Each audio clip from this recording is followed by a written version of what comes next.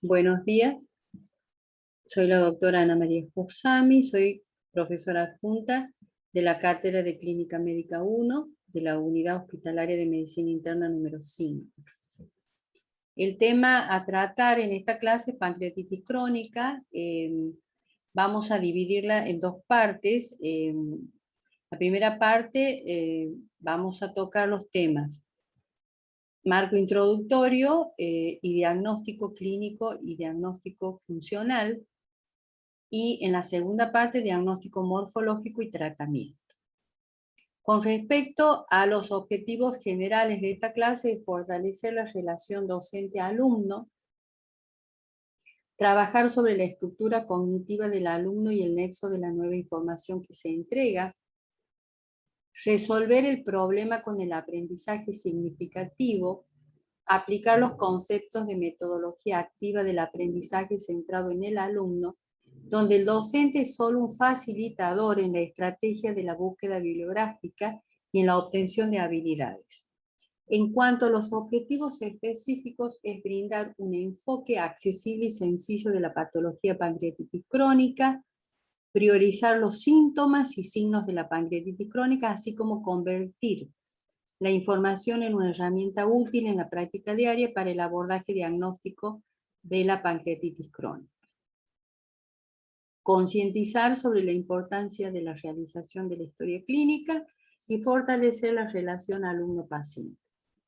Es conveniente una reseña anatómica de la glándula pancreática, donde vemos su cabeza, su cuerpo y su cola, la estructura tisular y su conducto pancreático principal o Wilson, con las ramas accesorias, donde concluye a nivel del intestino delgado a través del esfínter de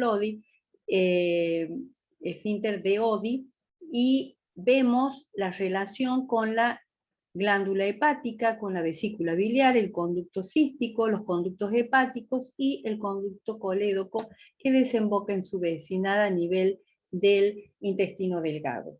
Este conducto, recuerdan que se llama de Wilson, que es el conducto principal. Aquí también estos ambos tienen relación la presencia de la ampolla de Barrett.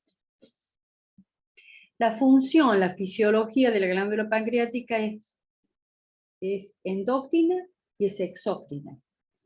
La función endocrina tiene que ver con la composición celular del islote de Langerhans, que son diferentes tipos celulares donde están las células alfa del 1 al 20% que producen el glucagón.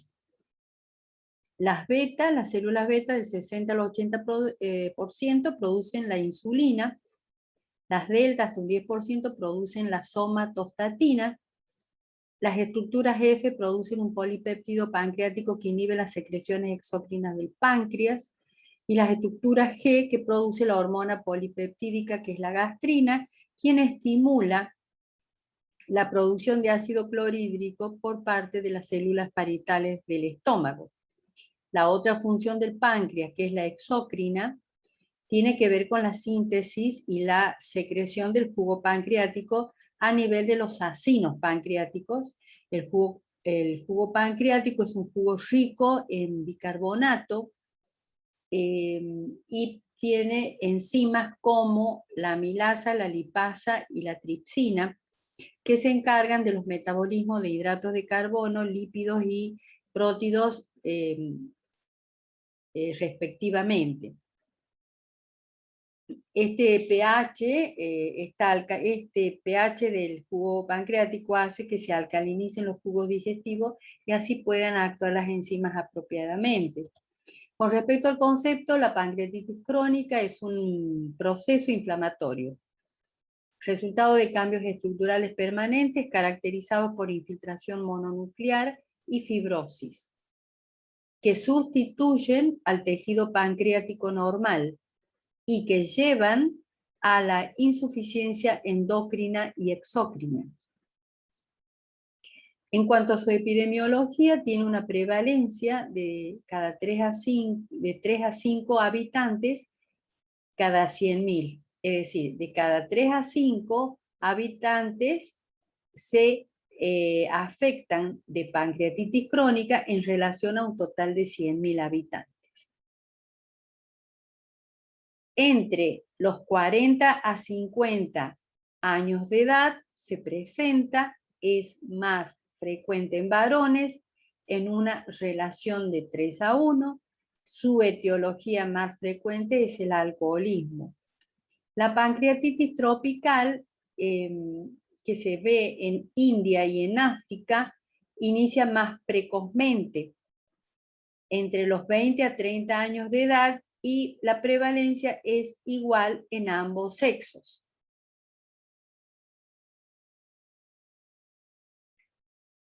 Esta es una curva, es la historia natural, es el transcurrir de la patología, donde vemos el estadio temprano, el estadio intermedio en semanas a años y el estadio final tardío. Aquí vamos a ver que la curva roja representa el dolor epigástrico, el relleno amarillo representa a las concentraciones séricas de las enzimas, y el color verde limón representa lo que es la función pancreática, tanto exócrina como endocrina.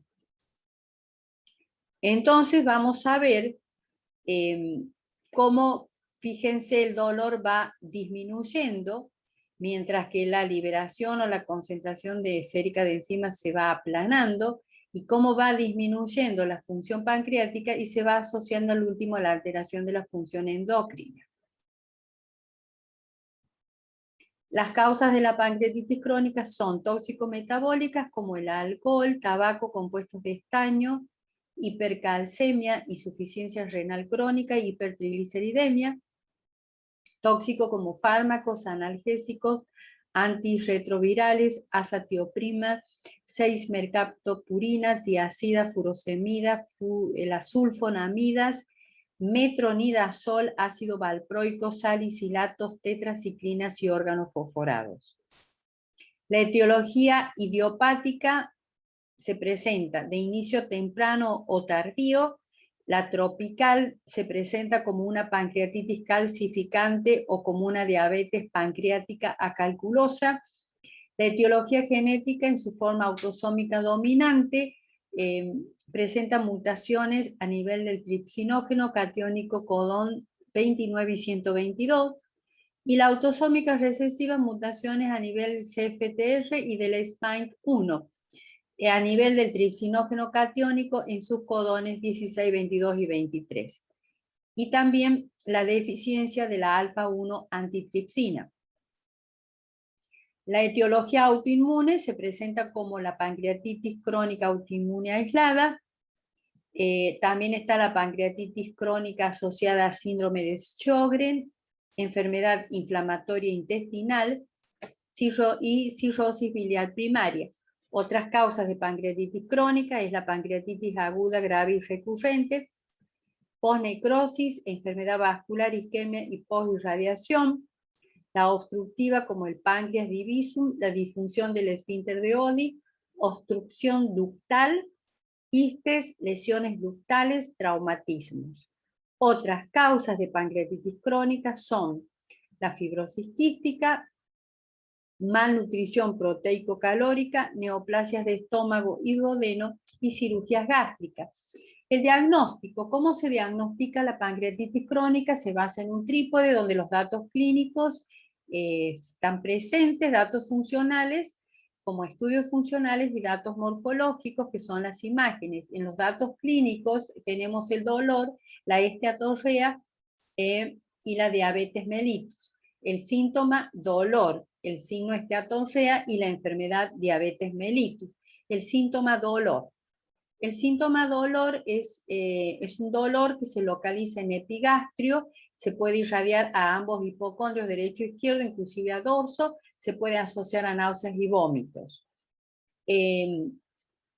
Es un síntoma protagónico, y con respecto a la palpación del abdomen, tenemos que evaluar también puntos como el de Desjardins y la zona pancreático-coledociana de Jofar. Acá vemos una topografía del epigastrio hipocondrio derecho e hipocondrio izquierdo. Acá vemos el profesional que posicionado a la derecha el paciente en decúbito dorsal con los brazos a cada lado de su cuerpo, está trabajando sobre, con ambas manos presionando, palpando el epigastrio para reproducir y evaluar la presencia de dolor pancreático o no. El punto de Desjardins es un punto donde yo lo obtengo con el paciente en decúbito dorsal, sujeto con los brazos caídos, y se traza una línea que va desde el ombligo hacia el vértice de la axila, y se marca una línea de a 5 o 7 centímetros por encima del ombligo. Ese es el punto de Desjardins, un poco controvertido por Jofar y Rivet, diciendo que es una zona de difícil evaluación, un punto para considerarlo como positivo exclusivamente para patología pancreática. Ahora tenemos la zona pancreática coledociana de Jofar, se forma un ángulo con la línea media y otra transversal que pasa por el ombligo, la línea media y una transversal al ombligo, se traza una bisectriz, y ese ángulo, 2 traveses por encima del ombligo, es la zona que me refiero. Esta zona sería una zona dolorosa a la presión en caso de patología de colédoco o de cabeza de páncreas. Con respecto al diagnóstico, que está faltando el otro síntoma que hemos hablado de la esteatorrea, que es el exceso de presencia de grasa en la materia fecal, es debido a que la lipasa no puede accionar apropiadamente porque el pH no la favorece, porque hay un déficit de la cantidad de lipasa y una alteración del pH del jugo intestinal al haber poca secreción de jugo pancreático. Por ese motivo aumenta la presencia de grasa en la materia fecal, y esta presencia de exceso de grasa en materia fecal la vamos a demostrar a través del diagnóstico de estudios funcionales. Entonces, el test de la secretina, colecitoquinina, la prueba de aliento con C-triglicéridos, cuantificación de enzimas en sangre, cuantificación de enzimas en heces, como es la quimiotripsina y la lestasa. Y a lo que hablaba de la esteatorrea, ¿cómo la vamos a demostrar? A la presencia excesiva de grasas en heces es a través de la determinación de grasas, de la cantidad de grasas en las heces a través del test de Van de Kamp. Entonces, a manera de síntesis, los síntomas, para hacer una ayuda a memoria, los síntomas orientadores hacia una pancreatitis crónica son el dolor, la esteatorrea y la diabetes mellitus. Con respecto a los métodos diagnósticos, dijimos que el diagnóstico era clínico basado en este trípode: la semiología del examen físico con la palpación en epigastrio, los puntos que mencionamos, y también evaluar la presencia del exceso de grasa en materia fecal, que es otro de los pilares porque el paciente tiene esteatorrea. Entonces, haciendo una síntesis: dolor, esteatorrea y diabetes mellitus. La esteatorrea, para que aparezca esteatorrea, generalmente tiene que haber un gran compromiso del parénquima pancreático, generalmente 90% o más de compromiso del tejido pancreático. Y en cuanto a diabetes mellitus, es otro elemento para hacer diagnóstico clínico. La diabetes mellitus generalmente tiene predisposición a presentarse en pacientes que tienen antecedentes familiares de enfermos diabéticos de tipo 1 o tipo 2. Es de muy difícil manejo esta diabetes en los pacientes con pancreatitis crónica porque acuérdense que es una diabetes pancreatopriva. Aparte hacen hipoglucemias. Entonces, como dijimos que a la clase la íbamos a dividir en 2 partes, la primera parte termina en diagnóstico funcional.